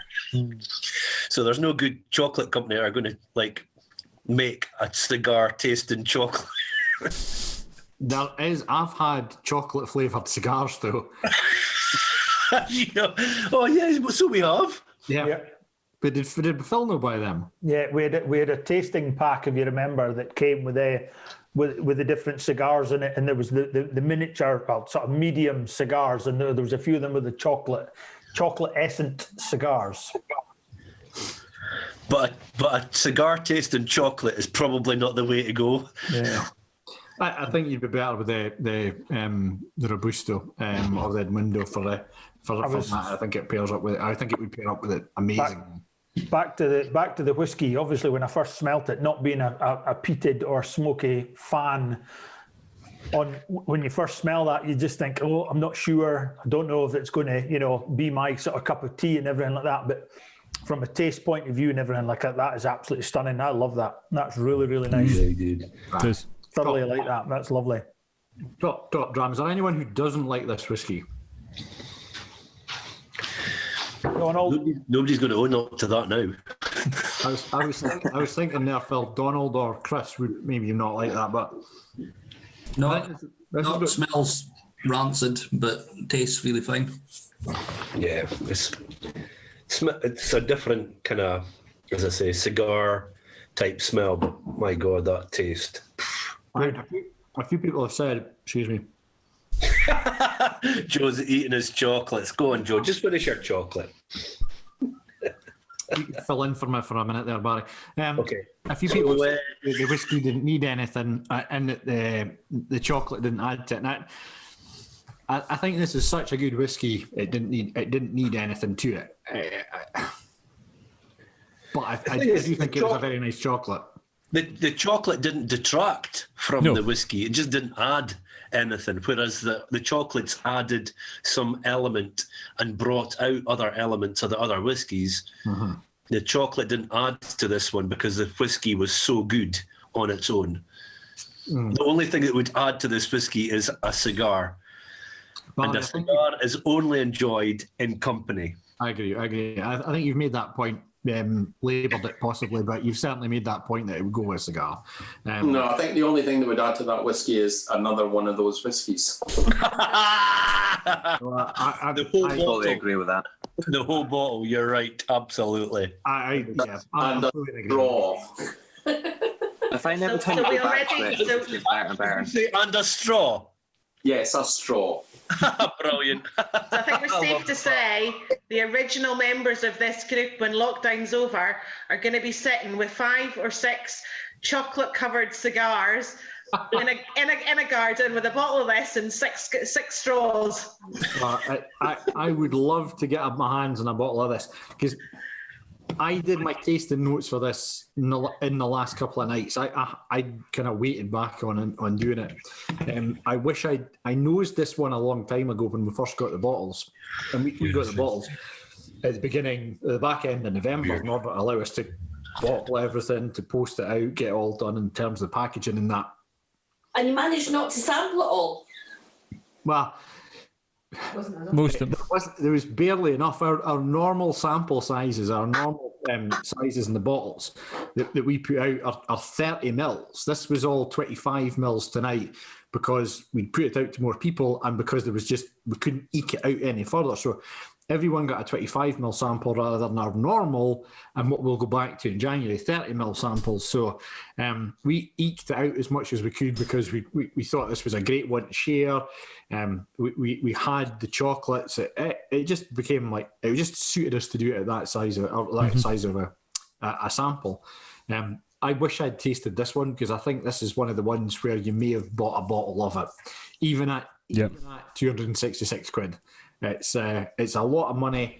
It's a lot of whiskey. It's a delicious whiskey, this one. Stunning. Yeah. I think it would be worth it, to be fair. Just on your point about packaging, proper impressed. The new packaging is absolutely spot on. Must have taken you guys a fair amount of time making those boxes, making them pretty and everything else, but they are stunning. They're really good shout. Well done. Well, can I actually say, to be fair, it's the wives.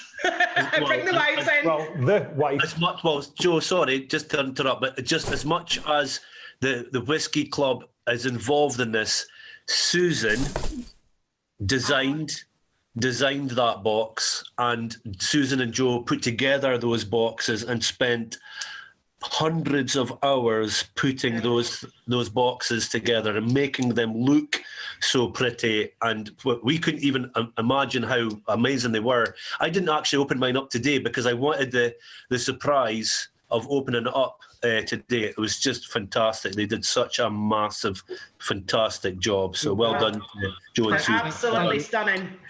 Absolutely stunning. Well done, Susan. Fab. Well done. And just to say, sorry, just to say, Susan sitting here. I don't know if I'm on the main screen. That's Susan sitting there. It's Susan has pulled together. She's designed these boxes. She's let's say motivated me to get this done and to do these sessions and get all. Don't go away, Susan. Completely embarrassed her. Ruth, to say it's the new packaging would be slightly misleading. It's the one-off packaging. It's lovely Christmas packaging, and it makes it an extra special treat for Christmas. Yeah, that's what we hope. That's what we hoped this was for everyone. Again, whether you're someone who's been along our tastings in the past or this is your first one, this was something a bit different, something a bit special. The pairings, the whiskies were all I personally think top notch and really individual and different whiskies. That Bowmore, we'll do the poll on it just now. That Bowmore was outstanding. Worth 266 quid. If I could get my hand in a bottle of that, I would spend that money on it. I think it's that good. And give it to Susan if she didn't. And give it to Susan because Susan doesn't drink alcohol, and therefore I would get to drink it. The best type of present. We'll throw up the poll for that one, and we'll see what everybody thought of the fifth whiskey of the night. Just to say, I'm going to give that a 10 because it was stunning. From Carnmore. Is it available? I don't think so, Mark. I think that one's sold out, but it's worth checking. It really is a top dram. I haven't tasted it there just now. I wish I'd tasted it a long time ago. Master of Malt's got it. Oh, 258.96 on Master of Malt. Bargain. Right, it's a race to see who can buy one then. I wish you didn't tell me that. Sorry. Phil, Barry, Joe's a bit stuck at the minute. He can't get off and buy, so if you're buying one, make sure you put a 2 in that box, in that basket. I'm going to say, Phil, if there's one there, buy it and the club will buy the bottle. Do it. Well, no, the thing is, Phil will buy 2, one for the club and one for himself. Ah, there you go. It's what the thing is, look at that. What you may not have noticed with Phil tonight is that to his left-hand side there was somebody else there. So Tracy will be keeping an eye on what he's doing just now. He's in her bed now. She's gone. Oh no, it's a disaster. Phil's just blown his 2021 budget. This has still been live streamed, Phil, just to let you know. It's recorded, mate. Tracy will be watching it in her bed. I'm in trouble now. Yeah, so there's the scoring results for that one. 24 people scored at least a 9 out of 10, 12 a 10 out of 10. I think up to this point this year, the Beldorney that we had during the Speyside premium was probably my favourite dram of the year. I think this one's probably just overtaken it. It's just pipped it there. Just nicks it in the bud, yeah. Yeah, and I've got a bottle of the Beldorni. I bought a bottle of that, but I think if we can get it as a club bottle fill, that would be good. And hopefully you've beat everybody else. Right, okay. Who just bought it then? Oh, is that out of stock? There was one in stock and it's just gone sold out. Who bought it? Who bought it? It's somebody on here. So, well, Bruce is looking a bit guilty. He was the one who spotted it. Own up. We'll just go through some of the comments there as the guilty party leaves the chat. Leighton says, ask him, we'll have an 11 out of 10 for that one. Matt has said, a lot of talk of the whiskey and cigar packaging, but Carnmore have definitely upped their game too. I would agree with that. This is a classier bottling of the celebration of the cask. I think it looks really nice. You probably can't see it, but up here somewhere there's a Glenburgie. Phil will laugh. A Glenburgie from Carnmore's Casa Distinction series. I really like that. Matt, yeah, latest run is beautiful. Derek, it would hold up in an old fashioned. I think it would overtake an old fashioned. Donald, best yet by far. Barry Gibson, I want a cigar. Yeah. Make a great Christmas present to myself, Donald. I hope it's. That's not what I said. I've slightly paraphrased it. This word, just because I can, this word appeared. That word appeared. I've disabled my sound effects just now, because for Phil's benefit, I've disabled all my sound effects and that. So, quite right. We'll do one more poll for tonight, which is on the pairing. So, what was the best pairing of tonight between whiskies? Started off dram number one, the Glenallachie Premier Crew Clask and the Raspberry Truffle. Scapa was next. Just for that one, I voted the second last one because I thought the chocolate was nicest. Dark chocolate and orange. It kind of worked better. Kilkerran was the no, shit. I was doing it wrong. With the milk chocolate honeycomb disc. And then last of all was the Bowmore, where it matched up with the dark chocolate hazelnut. So this is the pairing, not the whiskey, but the pairing. So what was the best combination between the whiskey and the chocolate itself? So let us know. We'll go for a few seconds more. Just to say, I got the box. I got the two boxes too, one for myself and one for a friend who unfortunately can't be with us tonight. But I'm going to make him watch the YouTube video so you can join along live. The one I opened up initially I was going to do a video of the unboxing, and that was fine. But the second one, which I was going to give to him, the dog chewed it. So that's what we ended up with. So, Bruce, what I think you'll find is the dog chewed it, opened it up, took out the Bowmore, repackaged it, and then left it for your pal. So if I'd only known. So, right, the last poll of the night, you'll be delighted to know, although we were going to have a poll about which poll was your favourite poll. The one from Krakow. Sharing the poll results. So, there you go. Oh, okay. Glenallachie and Raspberry Truffle was the best combo of the night, followed up by the Scapa and salted caramel. I would have loved to have tried the salted caramel with Kilkerran. We did the dark chocolate hazelnut, but the dark chocolate hazelnut was nice anyway. So, how much do you think that though is related to third, fourth whiskey? Because I doubt many of us are cleaning our palates between goes. And how much of it is genuinely chocolate whiskey connection? That's a question I can't answer, Ruth, quite honestly. No, I know you can't. But... I think it's just whatever everybody's happy with, and there's probably an element always of you would leave, as we do, we leave our best whiskies, we think, to last. So we work our way, whether it's through flavour profile, so you get your peated ones at the end, whether it's through cask strength or ABV, so we get our strongest ones at the end. Most of them were a high ABV, but for going the reputation that the Bowmore would have, the age of it, the strength of it, everything, there was no way it was going to come earlier in the night, so it was always going to be the last dram out at the trap. So I think there's a few times we've had early drams have scored highly and have been popular. As we get through the night towards that fourth, fifth dram, certainly Everyone's a little bit more loquacious in terms of the descriptors, and probably a bit more generous in their scoring, and they're a little bit possibly rose tinted. However, I would say that Bowmore was phenomenal. And in some cases, we've had things like the last dram of the night's been a Mortlach 25-year-old or a Glenallachie 25-year-old, and they've been top drams as well. So, there's probably a wee bit influence of 5 cask strength or 4.5 cask strength drinks as you get towards that back end have aided the scoring being very generous towards the back end. But I do think that Bowmore would stand up on its own. Yeah. Saying that, and I touch on the Ardbeg conversation that we had earlier on with Jeff. I wouldn't dive straight into that Bowmore.